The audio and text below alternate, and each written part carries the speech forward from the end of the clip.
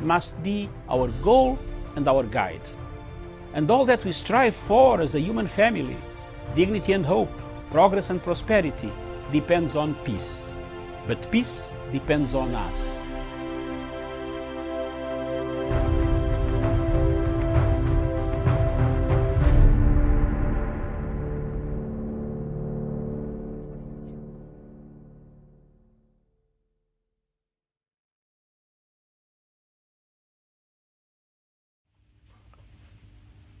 Good morning, Africa. Good morning, wherever you are in the world. Thank you very much for watching Punchline Africa Television, broadcasting all the way from the Republic of Kenya in Nairobi. Good morning, Miriam Ogutu in the General Headquarters in Nairobi, Kenya. Thank you very much for watching us. Good morning, Miriam. A very good morning to you, Doctor, and good morning to our viewers wherever they're watching us from this morning. Across Kenya in Narok. Good morning, Tawish Olesisana. How is Narok? The Mara, the wild animals are crossing over for hibernation. Is it hibernation or crossbreeding? Is it crossbreeding or cross-fertilization?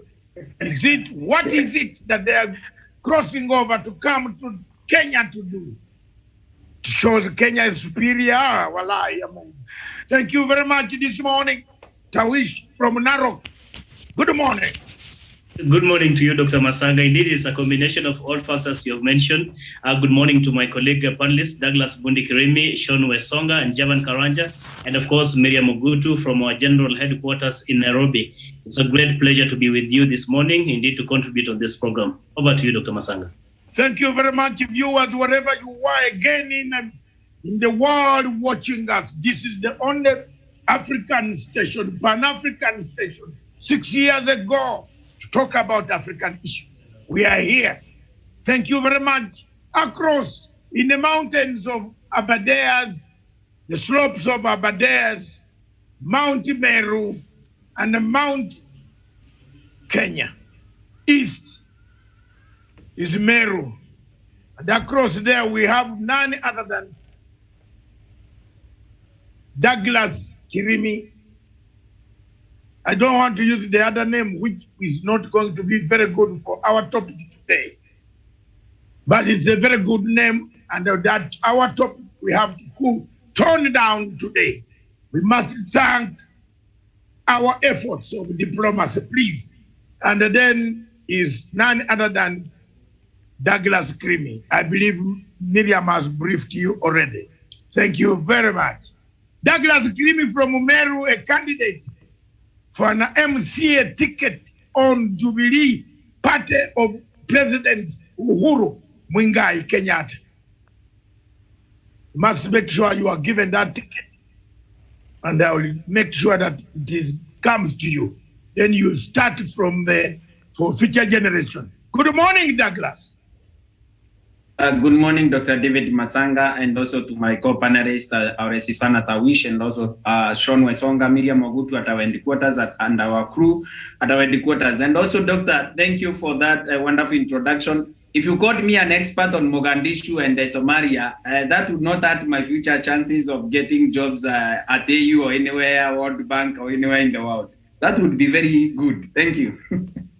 Thank you very much. I will also call you as an expert. My trainee is my student on international relations, on the question of African issues, Great Lakes region and the Horn of Africa. That one is better for you to get the job. Very easy. Thank you very much. Across Nairobi in the CBD, is it CBD? Yes. Is none other than Sean Wesonga, our investigative journalist. Sean, good morning. What have you got on the sleeves for us?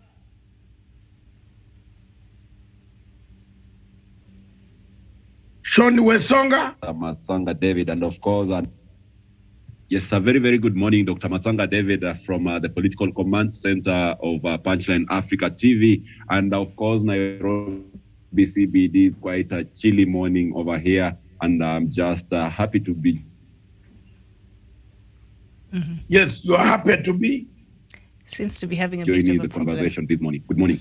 with this research. Okay, thank you very much. Good morning. We are sorry to have woken you up from your honeymoon, but it is very important that you have also to deliver to the community. The public needs your consent for further engagements in the future and for further better marriage. You need to dissect the issues of Nelson Harvey. Now that you have a lawyer in the house, what fails Nelson Harvey? You will tell us as an investigative journalist. Is that okay, sir? That is very much in order, Dr. Matsanga. And by the way, listeners and viewers, wherever you are across, that is my investigative journalist, together with Tawish, special assignment, and then my man, the destroyer, is around here. Then for us, with Miriam, we are the coolants. Have you seen when a car is running, we cool down. These guys, if you leave them, there is another one coming all the way from Nanyuki, the mountains of the west, of the, is it west, east, west? Is it east or west? I don't know. They have divided this mountain artificially through a bogus washer man who is trying to become a president of the Republic of Kenya in 2022. He has gone to divide this mountain. This mountain was known as Mount Kenya. Thank you very much. Let's come back to the topic. Miriam, this is diplomatic leaks. The program is diplomatic leaks. I will take on the subject first. Our show this morning, maybe you introduce first. I want to hear that voice again. All right, so our topic, as Dr. there has said, the dialogue is the only way to resolve disputes, and this is in line with the recent developments between Kenya and Somalia. And in a statement on Tuesday, after a meeting with Somalia Prime Minister Mohamed Hussein Roble, President Uhuru Kenyatta said the prosperity of the two countries is key and they should allow people-to-people interactions. The president said there's need for Kenya and Somalia to collaborate more in areas such as security, trade, and investment by fully implementing the 2015 Joint Communication for Cooperation. Uhuru welcomed restoration of the Kenya-Somalia diplomatic ties and also called for an amicable resolution of the maritime border dispute. Doctor, go ahead. You're muted. Yes. Okay, we can hear you now. Thank you very much, Miriam. An amicable solution with amicable approach is the only way that can create harmony in the region of the Great Lakes region and the Horn of Africa. I want to take this opportunity this morning, and I believe our recording equipment is on. I want to take this opportunity this morning to thank the government of Somalia, to thank the government of Kenya for taking one step towards the right direction into initiating dialogue, resolving issues that can be resolved in an African manner. I am one of those few people who have been around the world shouting most, making noise. Why America? Why Norway? Why Turkey? Why Qatar? Why Saudi Arabia? Why France are coming to Africa to divide us? Yet we have lived for millions and millions of years together as the people of Africa. Our continent was created for us. We have to leave it as it is for future generations. We don't know how many people will come and go on this same continent. We don't know the shape, the manner in which the continent will be in days and years and millions of years to come. We are a passing cloud in a direction that takes us where we leave a legacy. History is a teacher of the past, the present, and the future. The people of Africa, East Africa, the people of Kenya, and Somalia have lived together for these centuries. They have never known there was oil in the Indian Ocean. They never knew they would be faced with COVID together. The COVID killing everybody across the continent does not discriminate Somali, Kenyan, Arab, English, or whoever. It's a common factor. Today, our resources, instead of building an army, and the armies that want to kill, face each other, we need to build an empire of economic competition. I have introduced what we can call competitive economy. So people were challenging people in Kenya who not talk about it. But mine is that we should get it now. I've discovered a competitive economy because we don't have a middle class in Africa, Miriam. We don't have a middle class in Africa here. We have feeds in the middle, not a middle class. Show me one African country that has a middle class. None.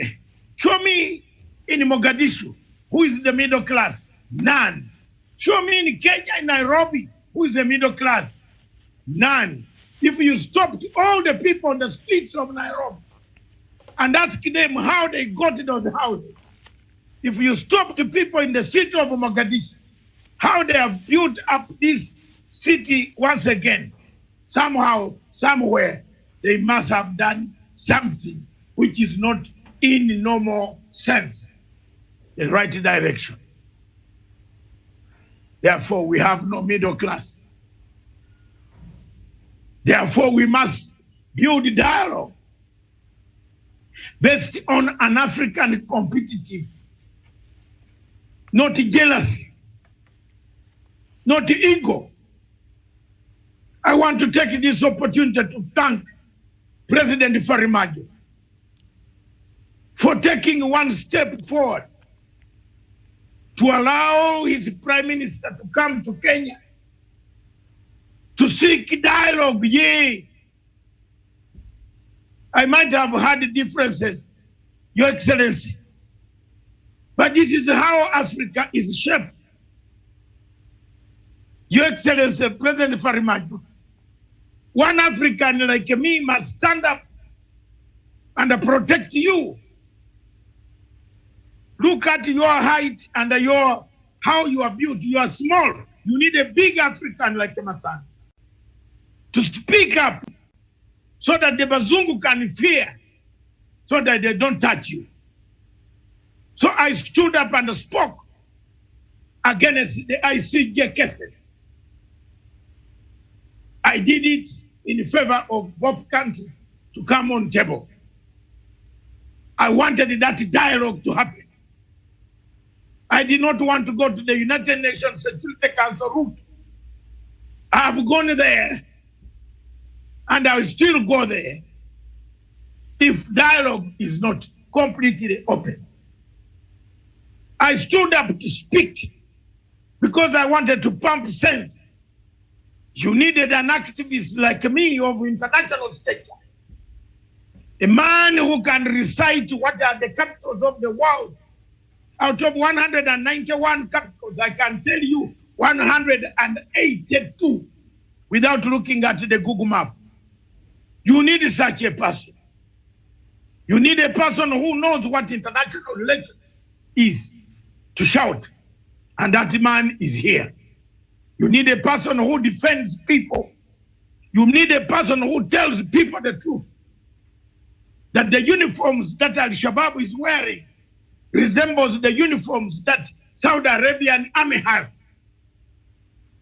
Both of us are on the same side, Your Excellency. And that is why I have been talking loud and loud. I'm sorry in my talk, Your Excellency, President Farimajo, I might have gone astray, but you also hit me with very heavy words. Because among your people, they are my friends. Among your parliament, they are my friends who know me. The ones that I helped when they didn't have a home, when they didn't know how to write, to fill a form in London. They found me in London. In 1991, I had already arrived in London 4 years before, and I helped them to resettle. Most of them are with you in Parliament, Your Excellency. Some of them know me. They know me when I talk like it is on a subject of Somalia. It is not out of an anger. It is out of making Africa better. And that is the stand that I will take. I will speak up until Africa becomes better. I want to thank you very much for having sent back an envoy, your Prime Minister, to come and initiate dialogue. That's the best way an African system can work. If we rely on Norway, Qatar, Turkey, UAE, Saudi Arabia, Egypt, whatever country is coming, they come with their own conditions. Your Excellency, have an African spirit, initiate the talking. You have done a very good job. And today, Miriam, I want to move a vote of thanks to President Farmajo for having taken one step into finding out where things went wrong. Equally, I want to take an opportunity to thank President Uhuru Muigai Kenyatta in this statement on behalf of Pan-African Forum, UK Limited, an organization that spearheaded to oppose any of these cases in the ICJ and anywhere, an organization that has tirelessly worked to expose the proxy wars that are being planted on the people of Africa, an organization that has stood firm, that has criticized the handling of the Ethiopian Tigray war, an organization that has stood firm and talked about the South Sudan war, an organization that has stood firm and talked about AU for shortcomings. Your Excellency, as the chairman of Peace, Security Committee of AU, you take up the mantle as a representative of Saharan Africa. Take up the mantle, Mr. President. Show dialogue. Seat, the engagement, the words that you said last night. I was very pleased. I want to thank you that is how peace and the peacemakers are made. Give them room, they give you room. Close the space, they go inside and destroy. They open up and have dialogue.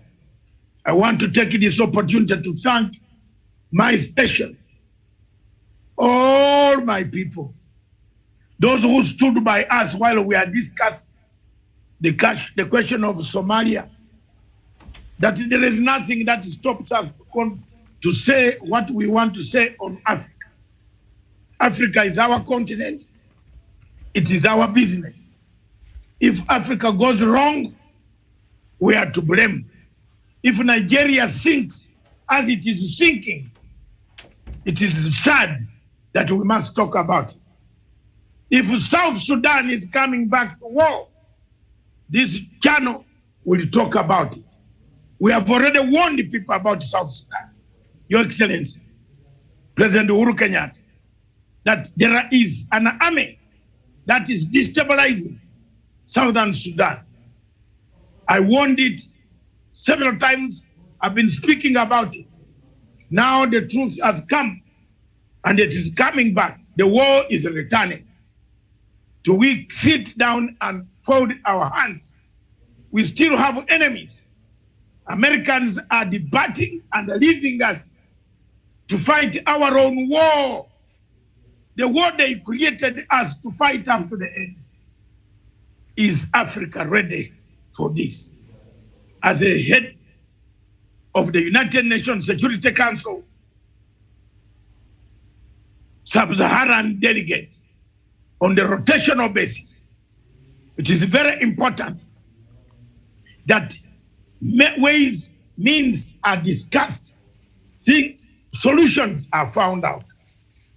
And I believe, Your Excellency, you did a great job for the people of Kenya yesterday when you led the delegation and welcome the Prime Minister of Somalia to initiate the type of dialogue that Mogadishu and Nairobi return to normality and start discussing the matters that we want to hear.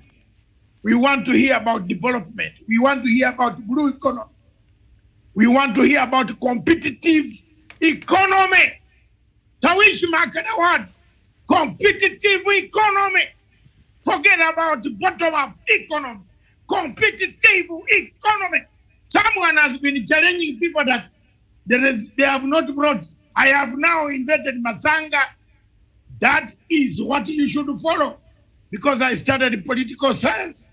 I did not study plants like a Ruto. I studied political science to heal the people's wounds inside the soul. There is no political science theory. Ruto cannot defeat me on that. Competitive economy is what Kenya needs. Not handouts economy. Not trickle from the top economy. No!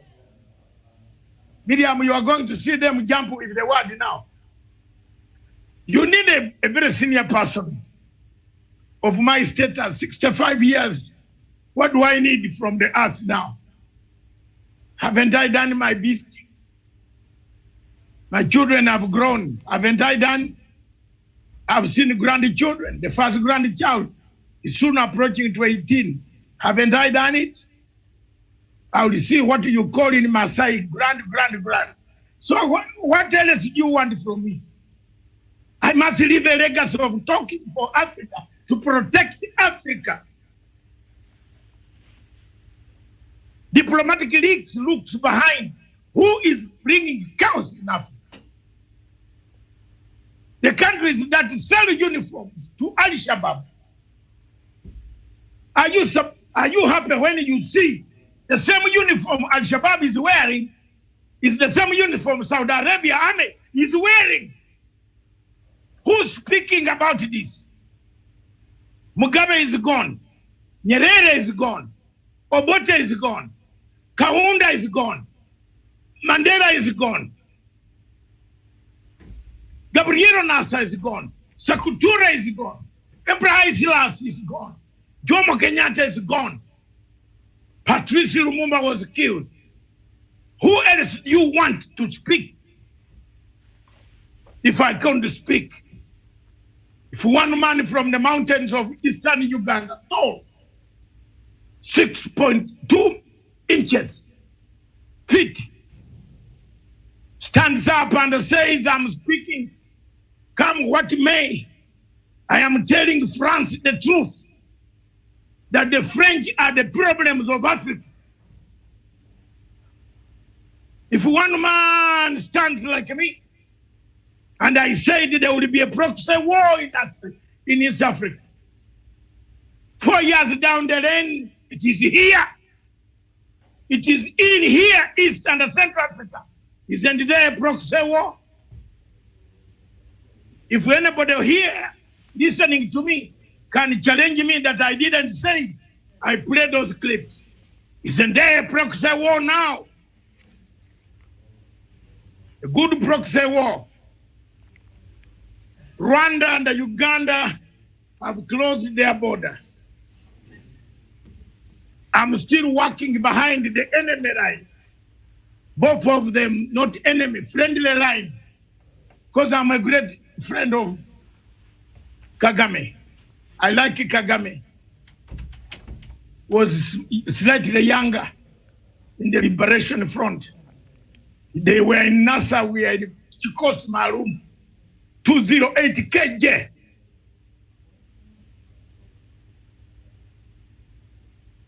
Kagame and Salim Saleh, these are younger people.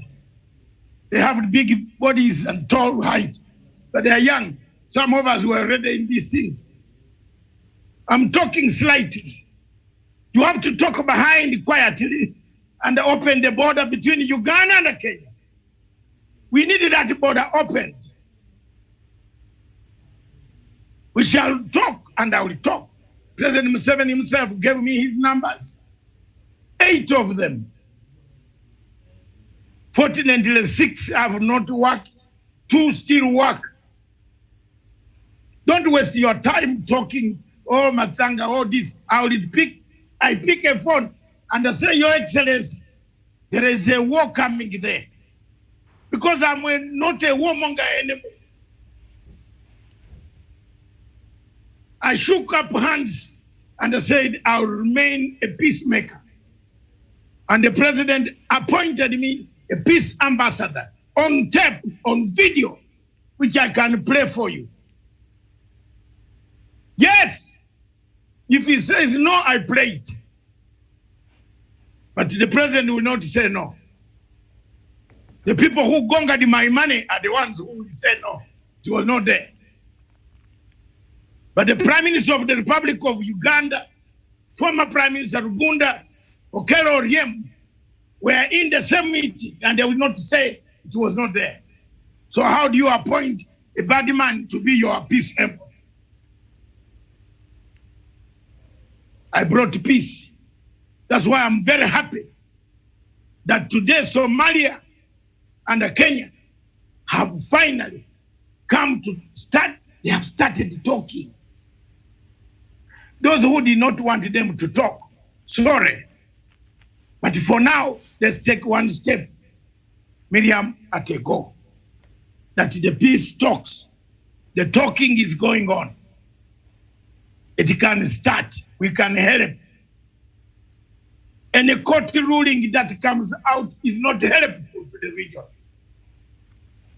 Your Excellencies, and a court ruling that comes out of International Court of Justice does not help us Africans. It helps the mercantile cities of Paris, Oslo, New York, Washington, and other countries that are interested in recolonizing Africa through taking of their minerals, their oil resources, making us more slaves, enslaving us, allowing us to die in Mediterranean Sea. We are dying in the Mediterranean Sea, in hundreds and hundreds of Africans crossing over to the metros of Europe. To the extent that France does not even want you to be there. But France wants to come and create a war in Mozambique. It has created that war. It has now called on Kagame to go and save their total oil installation in Indian Ocean near Cape Delegado. Oh, what a mess, Africa. What a mess, Africa, Miriam. This evening, I'm going to face one challenge on a country called Ethiopia. Ethiopia is falling to pieces. Somalia, you have taken a good stand. Thank you very much. This evening, you see a looming civil war coming in South Africa. You see men who have taken up 15,000 bullets out of a container of .09 millimeter, 9 AM. Those who are soldiers know the bullets, how they work. You see a war brewing up in the southern, the only stable state that we thought could be a model of Africa. If we don't speak, if we don't talk to each other, if we don't open up dialogue, you want our region to be like that. I want to thank President Uhuru Kenyatta, the government of Republic of Kenya, the government of Republic of Somalia, President Farimaj, and the President Uhuru Muigai Kenyatta. I want to thank you for opening this dialogue. And I want, on behalf of Pan-African Forum, UK Limited, I want to encourage you, go ye miles and miles. Paul said in his books to the Philippians, and I wrote, Tawish is a good listener and a silent Christian of ASK Church. And I believe I am also an Anglican church goer. The only church that I have gone to since I was born 65 years ago. I was baptized in it. I will remain in it. I will die in it. Paul told the Philippians that I'm preaching not because I'm a Jew, but I'm preaching to non-Jews so that you can respect that even a non-Jew can preach. Have you seen that? Go and look at those letters to the Philippians. I have no time to quote much. All of us got this religion from other places. Before the white man Livingstone arrived in my camp, Kabaka Mwanga, Kabaka Chwa, Kabaka Suna, Kabaka Mutesa 1, Mutesa 2, Mutesa 3, Chwa, Daudi Chwa, all these Kabaka Kabalega, all these guys, my panel, had a religion, isn't it? Yes. For example, the Baganda had a religion that you have to touch the waters of Narubale. Lake Victoria was called Lake Narubale. Someone changed it to the Queen of England, and we have left it there as a symbol of hope, not as a symbol of division. Not as a symbol of division. The Turks came, tried to conquer. The Italians came, tried to conquer Somalia, Ethiopia. The Portuguese came, carried Somalis all the way to Sofala. Have you seen Tawishi this morning? I've become a preacher, man. I teach this subject called political science. Therefore, it's in my head. Miriam, I want to submit that at the end of the day, what President Uhuru Kenyatta and President Farimadi, His Excellency Farimadi, my brother, forgive me if I have offended. But I said it to protect you. Look at my weight, I'm heavy. When I talk in ICJ in The Hague, Wazungu bring their mag, they run quickly, who's this guy? And I talked and the sense came. We should have not gone there. Let's now talk about it. We can develop these resources without a quarrel. We can share the resources without a quarrel.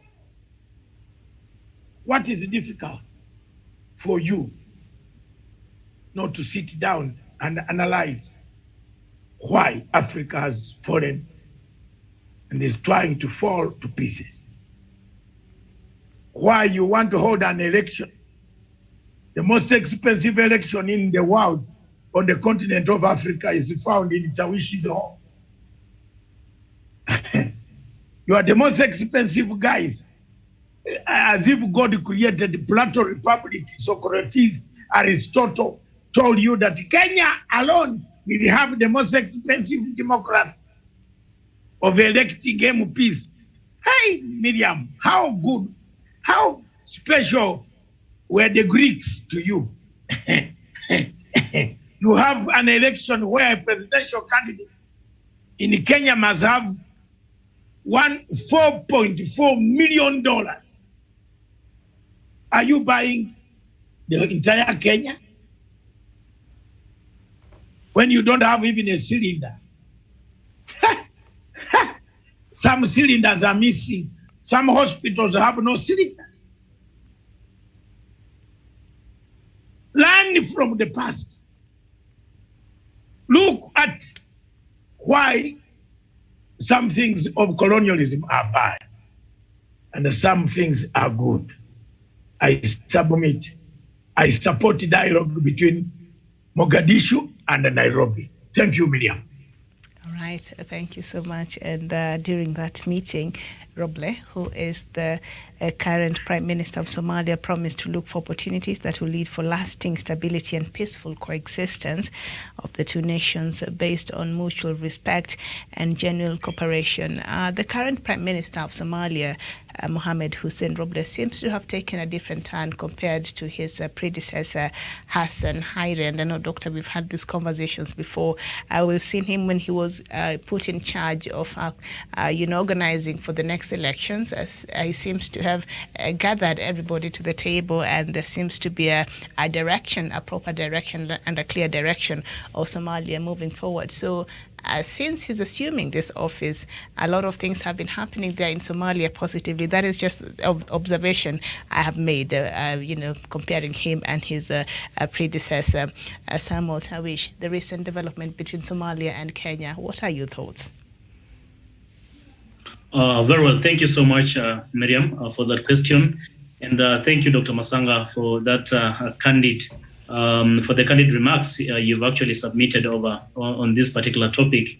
I also want to join Dr. Masanga, one, in acknowledging the good gesture that the two leaders, that is President Uhuru Kenyatta and the President of Somalia, Farmajo, are putting forth to ensure we can restore, of course, relationship between Kenya and Somalia, and by extension, her people. This is very, very fundamental, understanding the fact that Kenya and Somalia have enjoyed cordial relationship for quite some time. Save for the recent happenings about, of course, the territorial feuds that Kenya and Somalia have had, and of course also the deteriorating diplomatic ties between the two neighboring countries. I think this is what we need, and Dr. Masanga has laid it bare, that indeed, in as far as restoring relationships are concerned, we need to engage more on a diplomatic front, engage more on dialogue and talk, through which we can be able to achieve a greater desire, and that which our people in the two countries really aspire for, Miriam.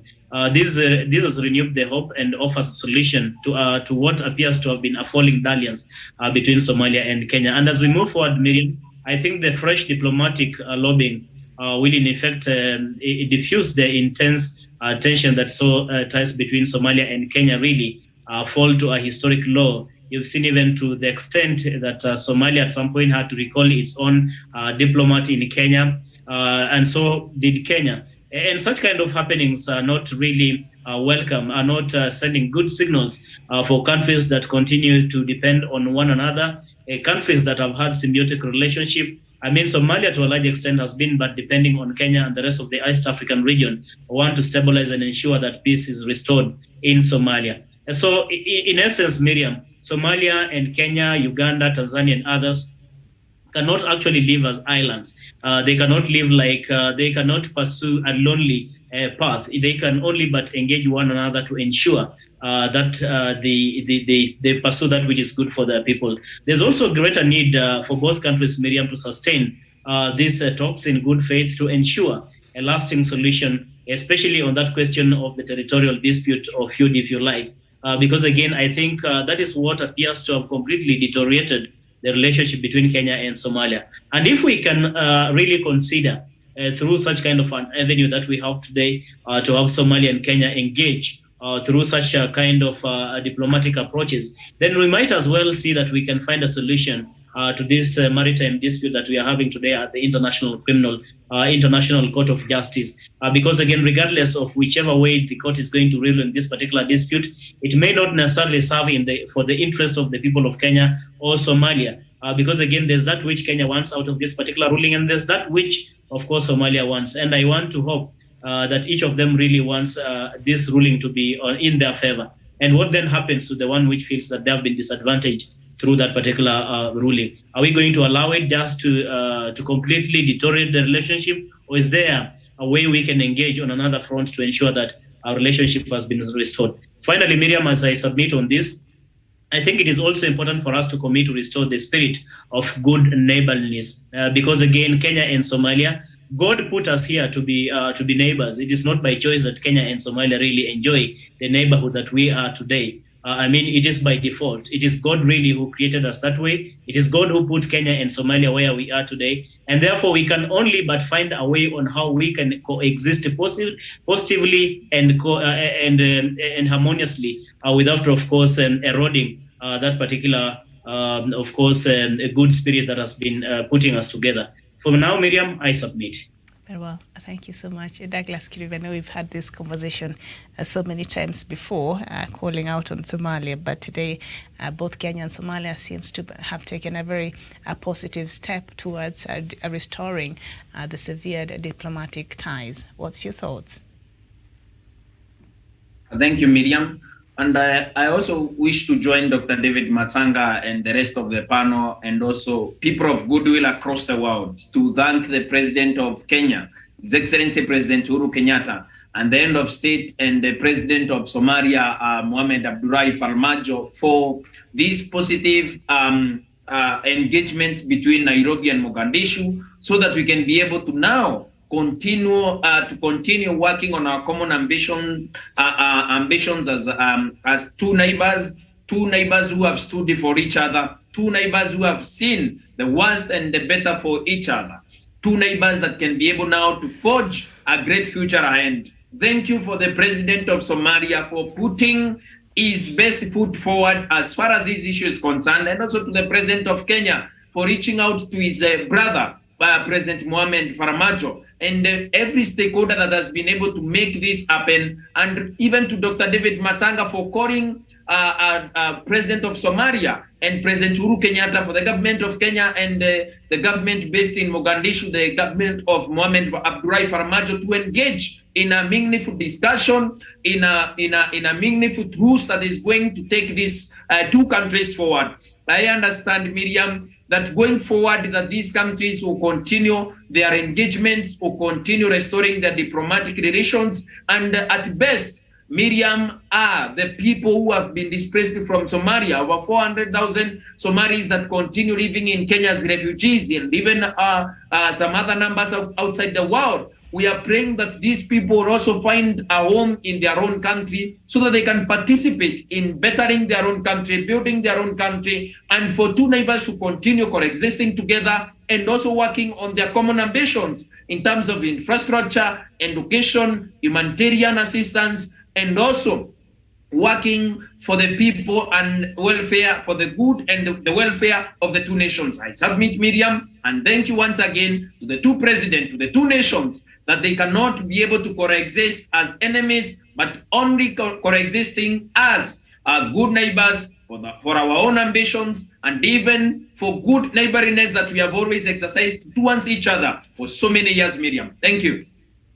Yes, indeed. And I think for good neighborliness will benefit both Kenya and Somalia. So indeed, I agree with you entirely, Douglas Kirimi. Daniel Wesonga. Yes, thank you so much. And of course, being the last one to make my contribution, you understand that I'm left with a little, perhaps, to add on whatever my fellow panelists have made this morning. And mine will just be to echo whatever they have said.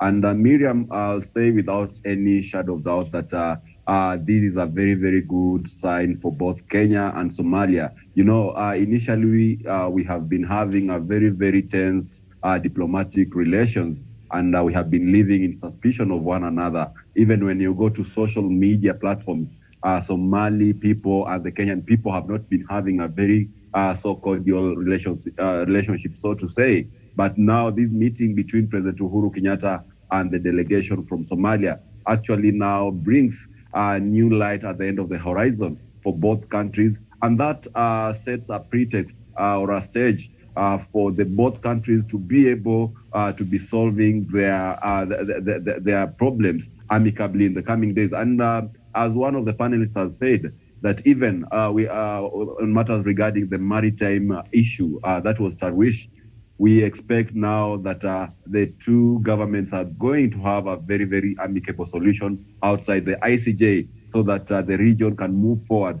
Remember, when the East African region is together, when Kenya is at peace with Somalia, then great things are bound to happen in the region because, like you said, the two countries are interdependent on one another. But most importantly, Somalia is a country which is coming out of ravages of war. And if Kenya would have stepped back just because they are having some acrimonious scores to settle in Somalia, then you understand that perhaps that would have been a bigger price for Somalia to pay. So this continued relationship between Kenya and Somalia, I believe it will bear so many good fruits, not only for the people of Somalia, but for the entire region. And that is what should be encouraged between the two countries. And also, I take this opportunity just to laud President Uhuru Kenyatta and also players, side players like Dr. Matsanga David, who have been talking about this issue. Because remember, without their voice, this issue would have perhaps maybe been swept under the bridge, and that would have meant that the trouble would have grown bigger and bigger. And ultimately, such a scenario, if it is not handled quite well, then a war could easily break out between the two countries. So let everyone keep playing their role. Let the governments continue in that right step towards unity between Somalia and Kenya. And ultimately, I believe we shall be able to not only broker peace between Kenya and Somalia, but also bring Somalia back on its feet and be able to impact a long-lasting peace deal in Somalia itself. I submit, Miriam. All right. Thank you so much. Chairman Karanja.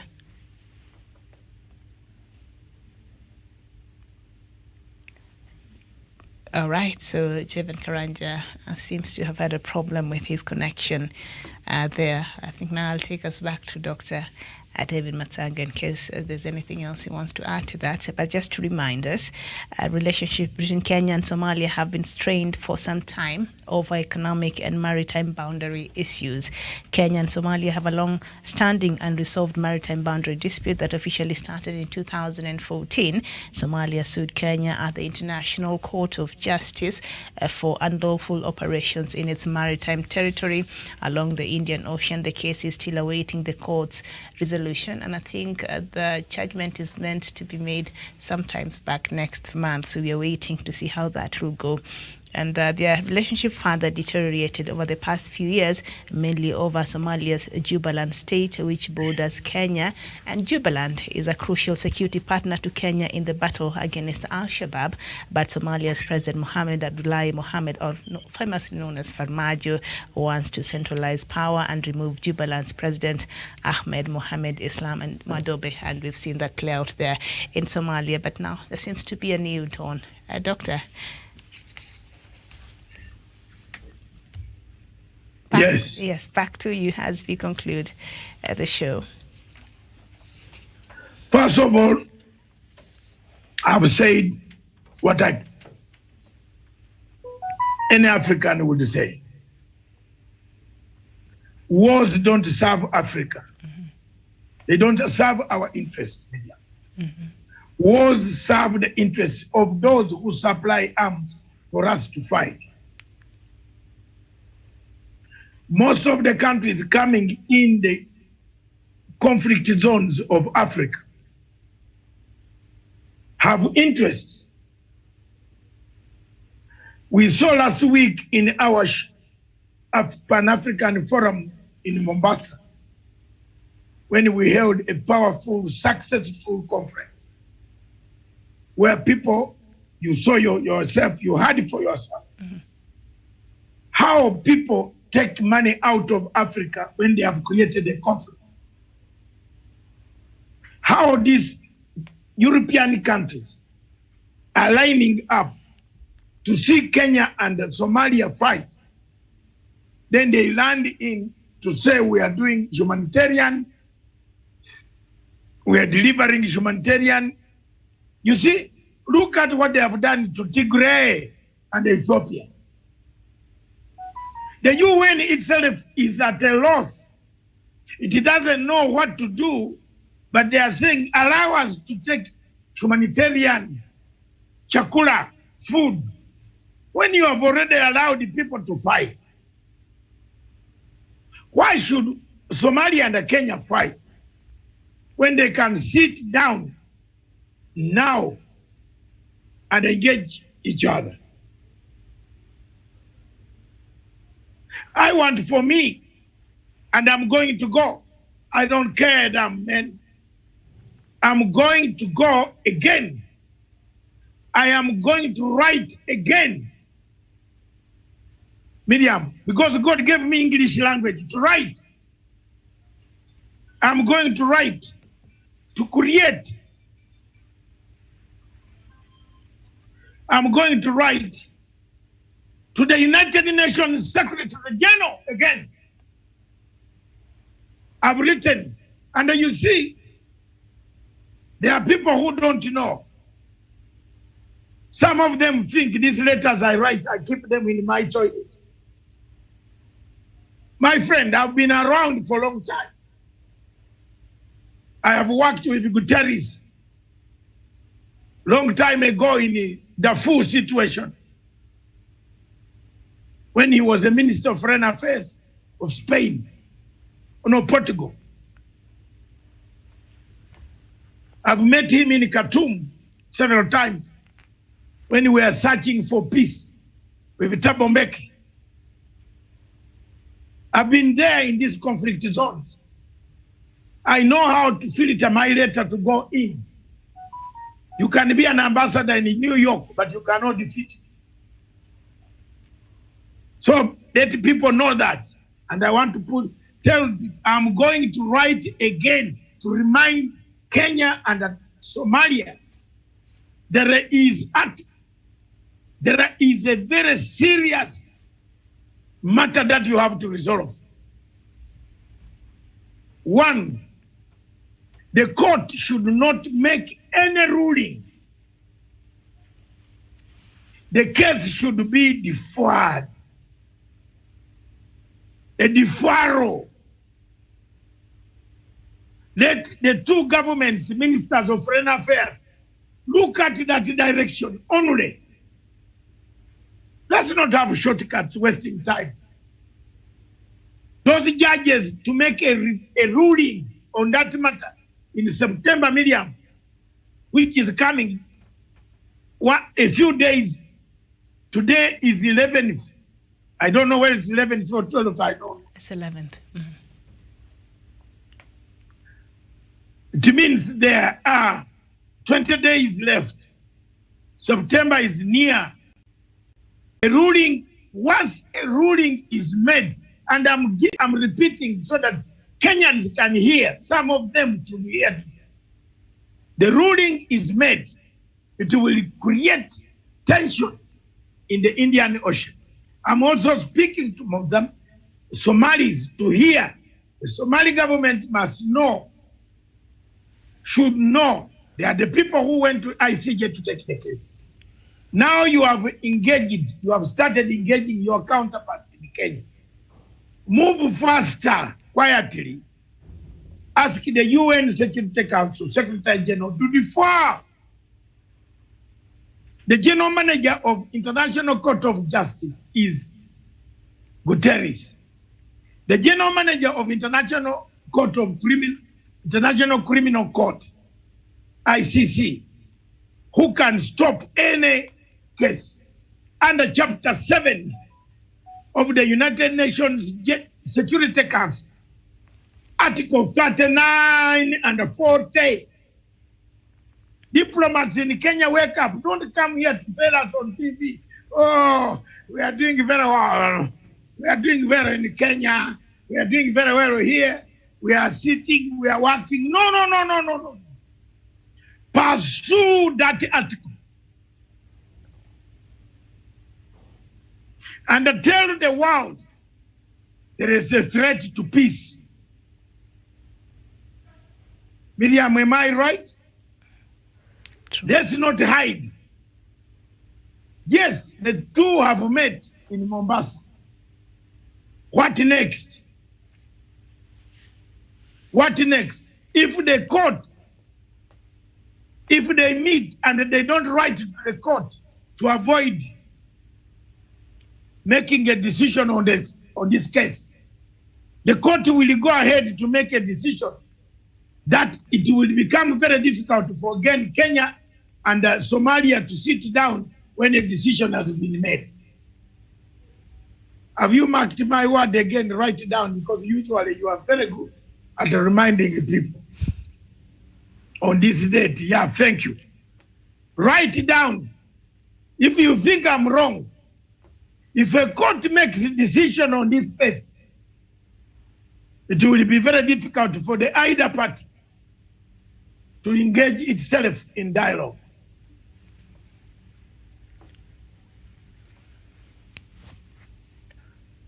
I'm speaking as a scholar who teaches people not lies, but the truth, that if the case is not withdrawn by Somalia, so that they come back and see how far they can go with Kenya, then the two parties will find it difficult for further engagement. I submit. But I thank all of you for having joined. I hope my statements are very clear. I've made them very clear, hinging on my activism. Whatever I said in pursuit for the dialogue, I want to ask you for forgiveness. That I said all those things because I wanted dialogue to take place. Now that dialogue is taking place, I and Kirimi, we shall, and Tawish and Miriam, we shall put on hold and watch. If dialogue fails, people don't follow what we are saying, don't be surprised. You'll see us back hammering all of you. We have no regrets. We shall come back, because this will affect not only you, but it will affect all of us in the East African and the Great African region. Let's return to the constitutive arrangement of the African Union. God bless you all. God bless everybody. I want to ask you this evening, to join me in a very serious discussion, Miriam. Something is taking place in Southern Africa. Is a looming civil war which is not very far. Miriam, on a serious note, all of you is not very far. Because it looks like all the people in Southern Africa now are armed. 15,000 bullets of millimeter 09, which are pistols, you know.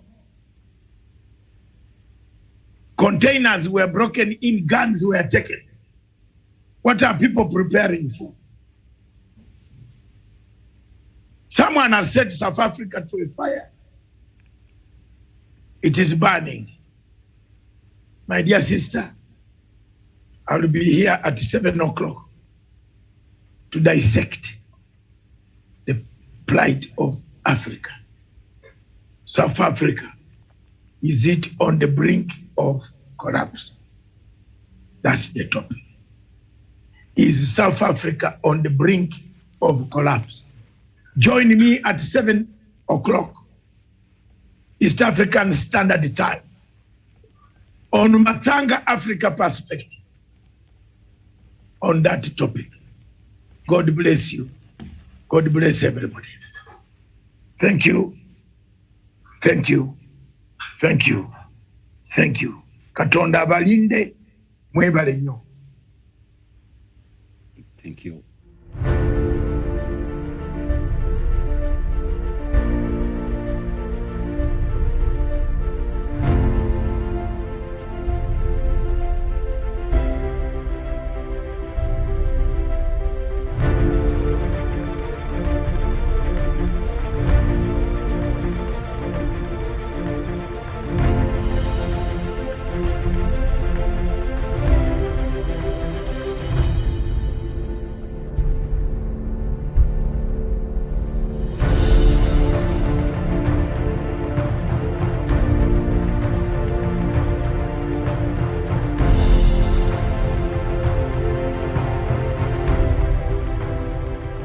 peace must be our goal and our guide.